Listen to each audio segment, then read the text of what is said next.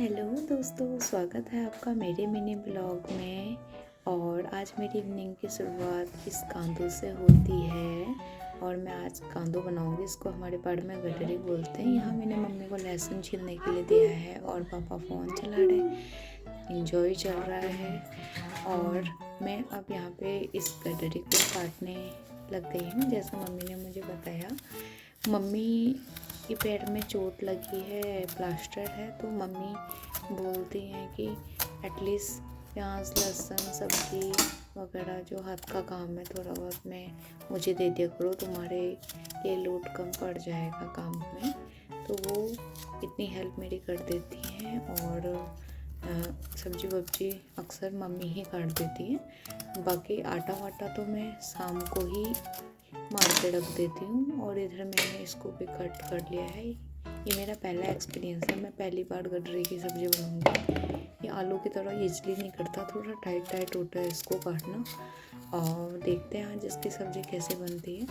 आटा मैंने शाम से ही लगा दिया था क्योंकि बच्चा छोटा है और मेरे पास चिपका रहता है ज़्यादातर किचन में, पीछा नहीं छोड़ता मेरा। तो मुझसे फिर ज़्यादा टाइम लग जाता है काम में, तो इस वजह से मैं पहले ही आधे काम करके रख देती हूँ। आटा वाटा पहले लगा के रख दिया था। यहाँ मेरी सब्ज़ी कट गई थी, प्याज लहसुन भी हो गया था रेडी। तो यहाँ पे मैंने कुकर में तेल रख दिया है और धनिया पहले से ही कट करके रखा है। इसको भी मैं बनने के बाद इसमें डाल दूँगी, जिससे इसका टेस्ट थोड़ा और अच्छा बन जाएगा। और यहाँ मैंने आटा पहले से ही मार्केट बना के रखा, मैंने बताया आपको। तो मैं फिर रोटी भी बनाने लग गई क्योंकि मुझे रोटियाँ गरम गरम बनानी पसंद है। पहले से ही अगर रोटी रखी रहती है तो वो ठंडी भी हो जाती है। फिर आजकल तो सर्दियों का टाइम है तो फिर खाना ठंडा ही हो जाता है। तो मैं इसलिए सब्ज़ी बना के गरम गरम रोटियाँ फिर एक साथ दे देती हूँ खाने को। तो गरम गरम रोटियाँ खाने में भी अच्छी लगती हैं। और यहाँ मेरी लगभग रोटी बन ही गई है, बस थोड़ी बहुत ही रह गई है। और फिर इसके बाद में मम्मी पापा के लिए खाना लगाऊंगी और रोटी सब्जी उनको खाने के लिए दे दूंगी।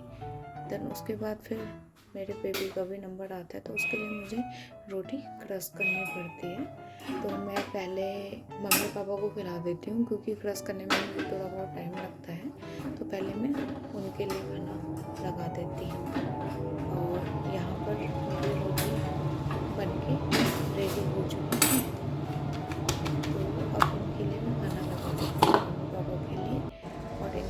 दे जाती हूँ। इस तरीके से मेरी गडरी तैयार हो गई है। इसमें मैंने धनिया गार्निश करके वो डाल दिया था। तो ये थोड़ा मैंने लिक्विड बेस पे बनाई, इतनी लिक्विड होती नहीं है एक्चुअल में। जो मम्मी भी कभी बनाती है तो इतनी लिक्विड जैसी नहीं होती, बट मैं अपने बेबी के लिए थोड़ा लिक्विड जैसा रखती हूँ क्योंकि वो पापा लो खाना खा लो। रोटी पापा को कहाँ के खा पाता है। अभी रोटी ऐसे नहीं खाता, देखो। और कोई सी भी तरीके की सब्जी हो या फिर दाल वाला, तो मैं उसको इस तरीके से रोटी पर खिला देती हूँ। और इस तरीके से उसको डाइजेस्ट भी अच्छे से हो जाता है। जब सीखेगा कोई बात नहीं। अपने लड़के को कुछ इसी तरीके से घुमा घुमा के खिलाना पड़ता है।